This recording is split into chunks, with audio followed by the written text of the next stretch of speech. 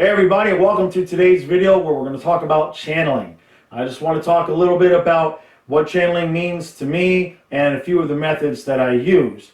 Now, if you watch this channel, you know about 2 or 3 weeks ago I started doing daily channeling readings and weeklies as well. Now that's something I've been doing off camera for a few years now, especially in the mornings, going out and basically getting the messages for the day. And after a few years of feeling pretty confident in my abilities, I decided to go ahead and start making videos, putting them on YouTube every morning. So, now what channeling means to me. Look, it's a buzzword right now, okay? Let's just be honest here, okay? That doesn't mean channeling isn't real, but it's one of those things that sort of everybody's sort of using to describe a few different processes. Much like Reiki, in the sense that, you know, if I tell somebody I do energy work, they say, huh, what? But if I say I do Reiki, oh, okay, now they get it, right? So it's a little bit like that, because what channeling really just means is getting messages in from your guides or from other spirits.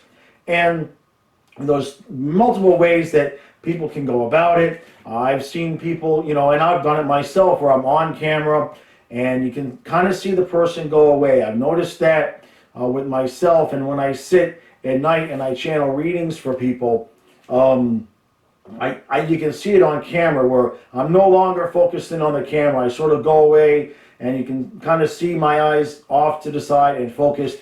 And when I really start to get messages, I notice that my eyes get darker.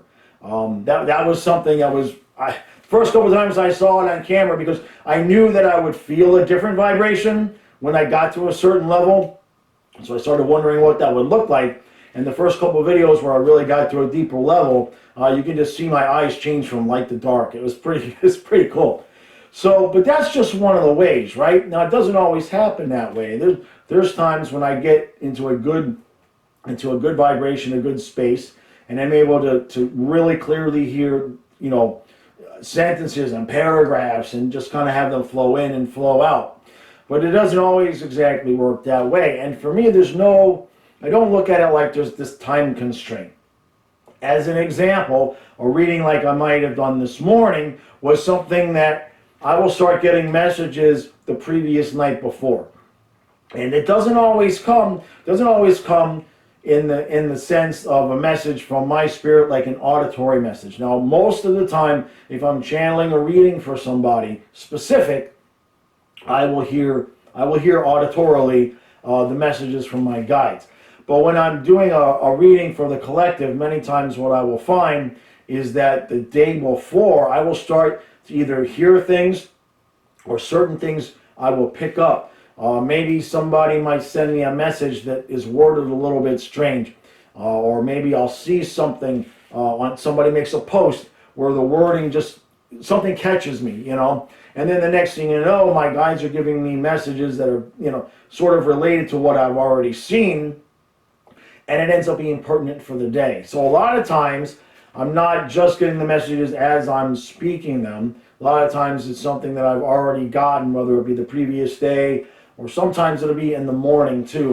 What I do is I wake up and I go downstairs with the dogs and I walk around my yard 15, 20 minutes, and I let the stuff come to me. Now that's my normal routine. What I've added now is, after I get those messages, then I go and get the camera, I turn it on, and I record the video. Now sometimes I'm only really going off what I've already gotten, and sometimes they'll start talking to me again while I'm doing the video, and those are the ones where you can kind of see I lose focus and my eyes get dark, and it's pretty cool. So that's just a couple of ways. Now I've seen other people do it, and I've seen, look, let's just be upfront, right? I've seen some people sort of, I don't want to say that we're making fun of other people, but there are some people that channel that, I'm not saying anybody's not channeling, but there are some people that seem to make it a little bit more of like a show, a little bit more entertaining than it might actually be. I'm not saying that they're not channeling, but I do notice that some people might say, yeah, this doesn't seem like they're really doing something. And I'm going to have to stick up for those people, because I've watched my videos, and I know when I'm getting messages and what, you know, when they're talking to me. And there's times when I have to slow down the process, and you can sort of see me not focus on the camera, and I'm slowing down my words. And then there's other times when it's just coming to me so fast, and I can just boom, boom, boom. I can just get it out in an animated way, and nobody would even guess that I'm translating what I'm hearing here and getting it out there that quickly. So it does happen.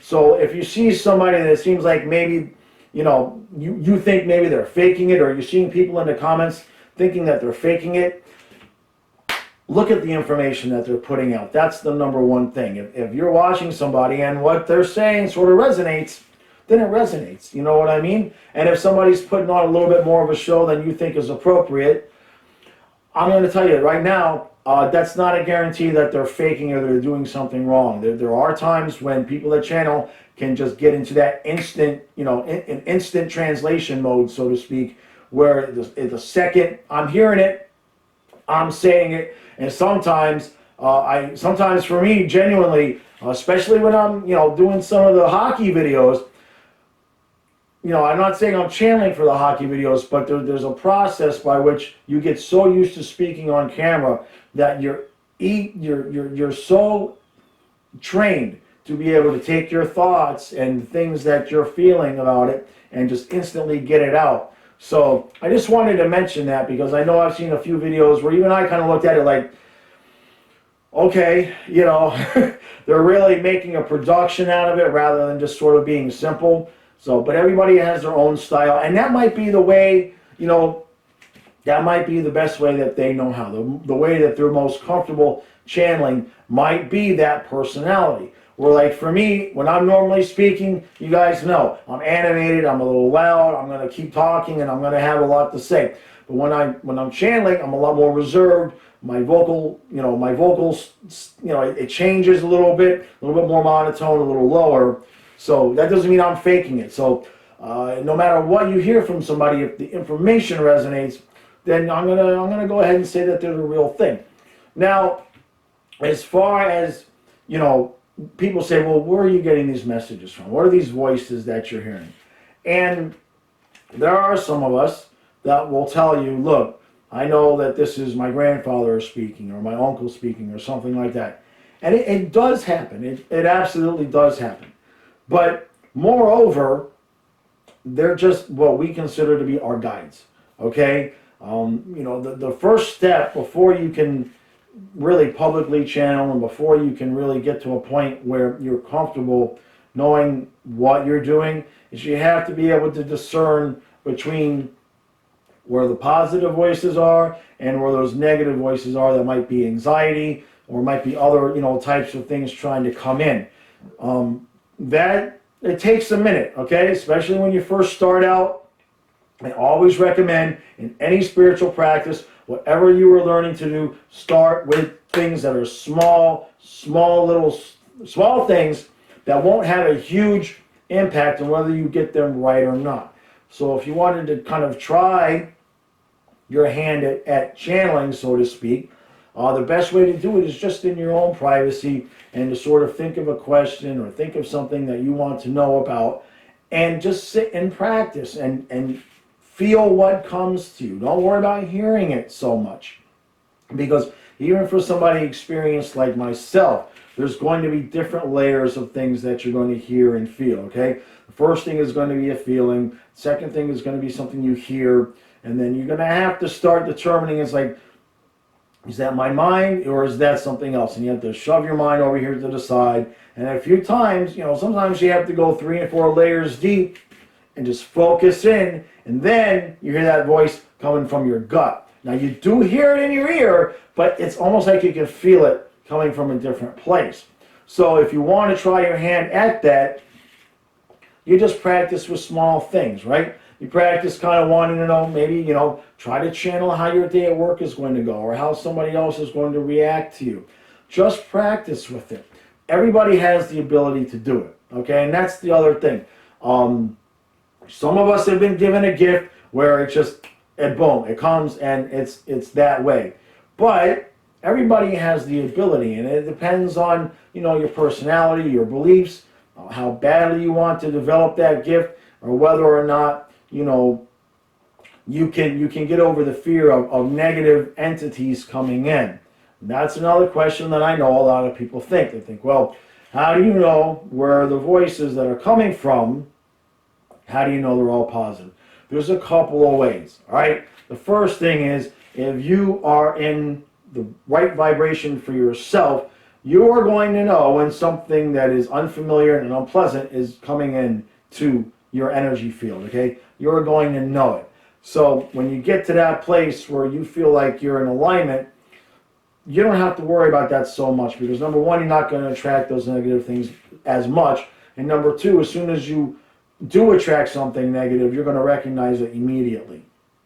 And the other way, okay, that we know what's coming in and what's not is through those practices of doing it with small things. Because as you practice and as you get better, you sort of learn which voices are usually, pretty much always right. I never say anything is 100% right, but you start to learn which voices are much more consistent and which ones are giving you the positive reinforcement, the positive messages. When you start listening to those voices and the things in your life go well, and those are consistently giving you positive messages, those are the ones that you know that are going to resonate with you, and that's not something that's a negative thing trying to come in and maybe, upset your apple cart, so to speak. But that does take practice, and I think more than anything, that's going to determine whether or not somebody is an actual, a successful channeler, or if they're able to just maybe get things every once in a while for themselves, is that discernment between the voices. Because especially when you begin, especially when you first start, there's a lot of clutter up there, okay? Because you have a lot of preconceived ideas and preconceived notions about what is and what isn't, and what might and might not and could and couldn't be, right? Okay, you've got all these different ideas when you first start off. And you have to learn how to take what's in your brain and put it aside. And then you have to kind of learn, okay, the next layer, once you get past your brain, you're going to get to your emotions and your feelings. You can't channel from there, okay? You got to bring those to the side. And then you're going to start getting some of your intuition. But you don't want to go with that first little bit. You want to wait. You want to get it. You want to wait. And when you get a piece that you think starts to resonate, still wait. Still wait. And dive deep into that piece. Take that piece and say, okay, wait a minute, wait. I heard what you said. Give me more, give me more, give me more, give me more. And eventually, over time, those smallest little voices will start to get a little bit louder. And the more that you listen to them, the louder that they will get. And then if they're accurate and you acknowledge that they are accurate, they will get louder, they will give you more messages, and it will become easier to determine, okay, get out of your brain, get out of your emotions. I know those voices, let me get all the way down to the bottom. It'll happen a lot faster, and if you do it long enough, you can get to be where, I'm not always this way, but many times it's just like somebody will ask a question, and before they are finished answering, before they're finished saying the question, I will hear the answer. And when that starts happening to you, just have a Coke and a smile, and just be glad that, okay, I'm in good vibration, and I am in the right place, and I'm right where I need to be. So, all right, I hope that video helped explain a little bit about what channeling is. If you have any questions, please feel free to leave them in the comments here on YouTube, as well as the Facebook group. The Facebook group is Lightwork for Lightworkers. If you'd like to learn more about what I do and the work that I do with my partner Karen, there are links in the description, and there are also ways that you can help support the channel and the work that we do. Other than that, I appreciate everybody who watches. Please like and subscribe and share the videos if you find them helpful and enjoyable. And I will see you again in the next video.